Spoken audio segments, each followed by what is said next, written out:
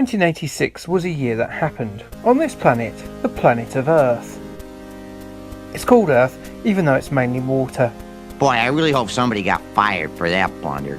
So what happened in 1986? Well, Maradona's Hand of God started a long line of England fans finding a bi-yearly pantomime villain for the team's failings. The M25 opened to provide me with 5 seconds of really boring footage of a road. Ageless Xenu High Priest Tom Cruise flew his way onto the A-list by playing with the boys in Top Gun, and Cyndi Lauper showed us her true colours, which in this case, for this video, might include magenta and cyan. I'm sure Cyndi was singing about ZX Spectrum classic Fat Worm blows a sparky, as we all do at one point in our lives.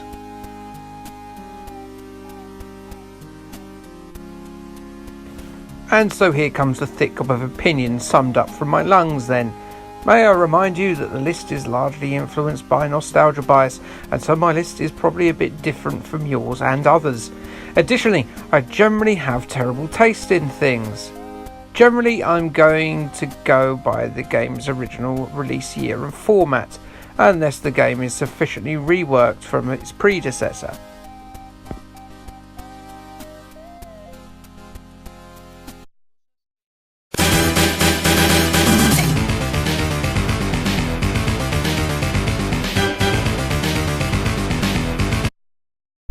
Ah yes, Uridium. Andrew Braybrook used all manner of technical wizardry to get the parallax scrolling effect used by the Commodore 64 debut of Uridium. He actually flipped the foreground and the background, but our dumb ape brains can't tell the difference. Our eyes lie and we let them do it. The game itself is an ultra-pacey space assault on a series of huge dreadnoughts, a unique take in a quite crowded at the time shoot-'em-up genre. Your adrenaline will pump like a buck's hips in mating season, surrounded by a gaggle of bunnies in like a rabbit harem or something. It's a thrilling blast for all your Luke Skywalker fantasies that don't involve him sexually assaulting a weird space cow for green milk.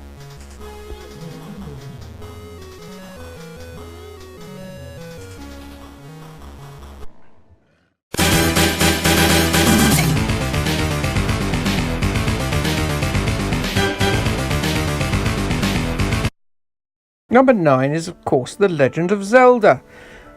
Originally released on the Famicom Disk System, a console of course ubiquitous in all English households, that was indeed the original home of one of the most beloved series of all time. Zelda may not look that great now, but it really is an epic adventure of dungeons, secrets and Rice Krispie mascot rejects. Definitely the influential template for action RPGs to come. Legend of Zelda casts you as Link, trying to unite the 8 fragments of the Triforce of Wisdom in order to rescue Princess Zelda from the villainous Ganon. Without doubt, The Legend of Zelda is a vast, genuine classic. It's probably lower than where it should be on the list because I only played it much later than its release quite recently on the NES Mini, and my nostalgia gland is wagging in the direction of some other digital harlots. Sorry, Zelda.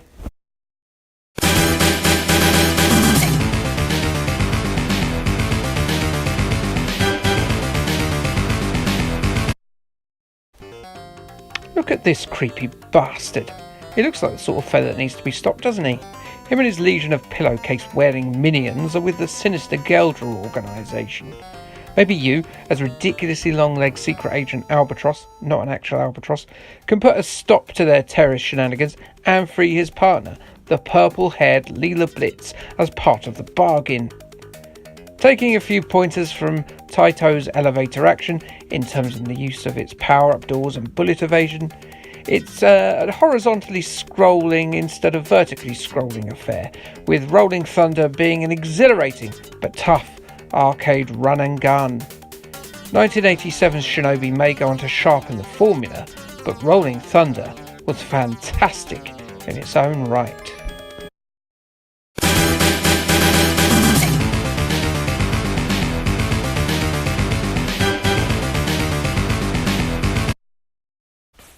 Burke, bring me my dinner.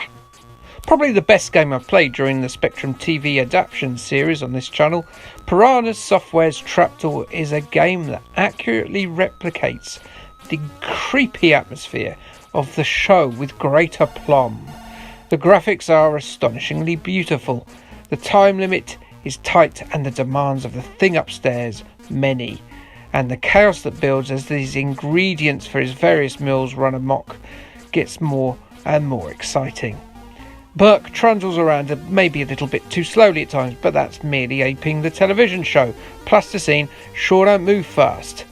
It's a real technical feat how close it gets to accomplishing the aim of replicating the show. And I have to say, it's brilliant. What a beautiful game. Well done indeed.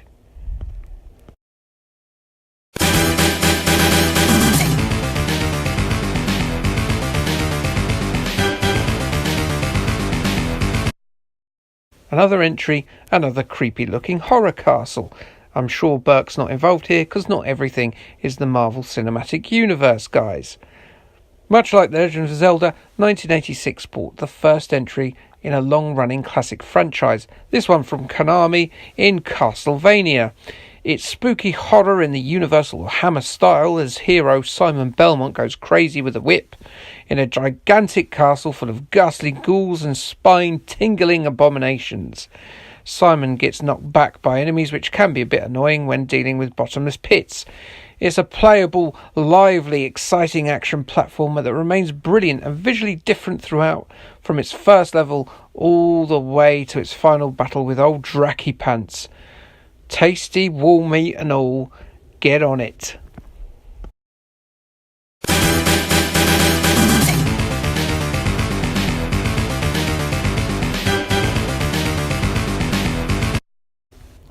Take control of a baby in Gremlin Graphics' Jack the Nipper as he attempts to become the youngest Asbo case in history by building up his naughty meter to 100%. The 80s were a strange time. Jack must get up to all sorts of really rascally behaviour like gluing false teeth or killing someone's prized plants with weed killer. Whether it be the situation, the graphics, the characters, the concept, my god, this is so charmingly British that it could only be a ZX Spectrum game.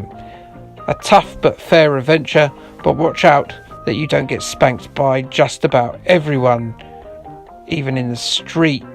That's a bit weird, isn't it? And isn't someone going to do something about that dog attacking a toddler? You're his family, for Christ's sake. No wonder he's so ill-behaved. This game is effed up. It's also really bloody good, so we'll forgive it for its weird child abuse. Hurrah!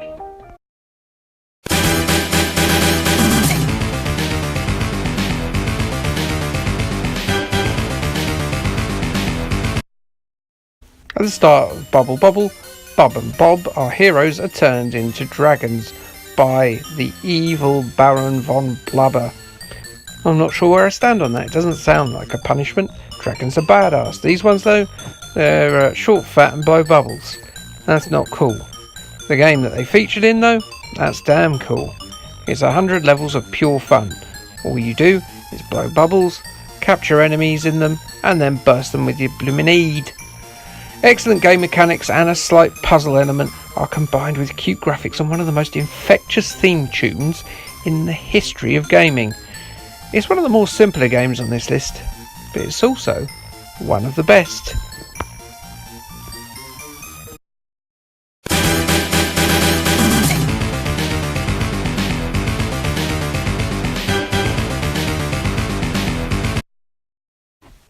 Dan Dare was a sci-fi comic character that originated in Britain in the 1950s. He battled a little green fellow with a huge head called the Mekon and his army of Treens as they attempted to invade Earth. In the futuristic year of 1990. I remember all that going down, don't you? A little while ago I played the Transformers game on this channel. I remarked how much I liked the concept, but the execution was very lacking. This is a similar type of game, albeit with obnoxious robot transforming toys replaced by a posh English army captain with weird curly eyebrows. The execution of that concept could not be more different. The conceit of collecting items and returning them to a central point is a common theme on 8-bit systems, but has rarely been bettered than Dan Dare Pilot of the Future. You are charged with finding some bombs in order to make the base of the Mekon self-destruct, which you have to put in a self-destruct device. And it's very hard to do indeed. The Treen base is very similar to Lookout throughout, and where that could normally be a criticism, here it lends it a maze-like quality. The animation, graphics and gameplay are all on point and top-notch. The Treen can actually hit each other, which is a nice touch. Time and ammunition are short, making it a game you have to become familiar with if you intend to beat it. Dan Dare may be largely forgotten these days, but this Virgin Games title is well worth your time. The Commodore 64 title, released at the same time, is very different incidentally, but it's still very good indeed.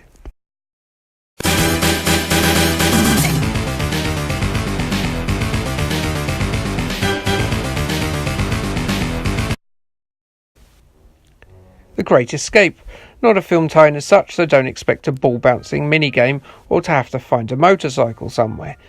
At least it's possible to get away in this one, unlike Steve McQueen. Oops, spoilers for a really old film. Denton Designs made an isometric masterpiece with this game. You are a POW and you must escape the Nazi concentration camp, sneaking about when possible to gather supplies and tools to aid you. You have to adhere to a routine as much as possible so that the guards don't suspect what you're up to. Not sure where the breakfast room is? No problem. Relinquish the controls for a second and you'll be automatically taken there. If you're caught not being where you should be, then the Nazi soldiers will throw you in solitary. If it happens too many times, then your morale snaps and you lose control of the game completely. It is a superb game, this, and one that has undoubtedly influenced modern indie title The Escapists. Well recommended, a truly brilliant adventure title.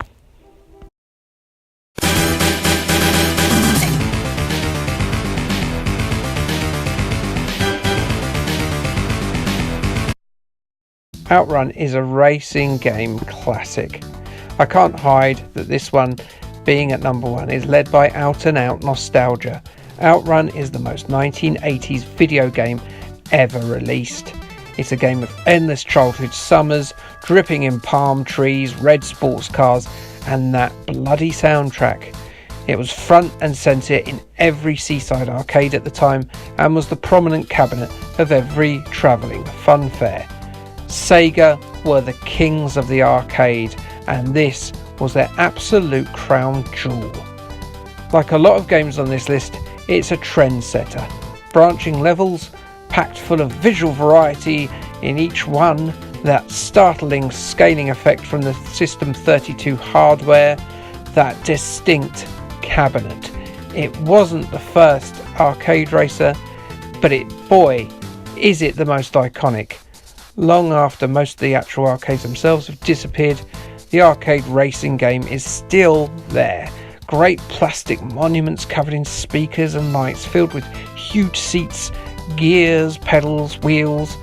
The last survivor of the traditional 80s arcade game, and all of them trace their ancestry back to one awesome, legendary racing cabinet. One of the most influential games of all time. Really, really amazing. It's Outrun. It's brilliant. 1986 is in the past. So is 1987, technically. But it's also in our future, because that's the one I'm doing next. Man, this time travelling is confusing. Okay, thanks, bye.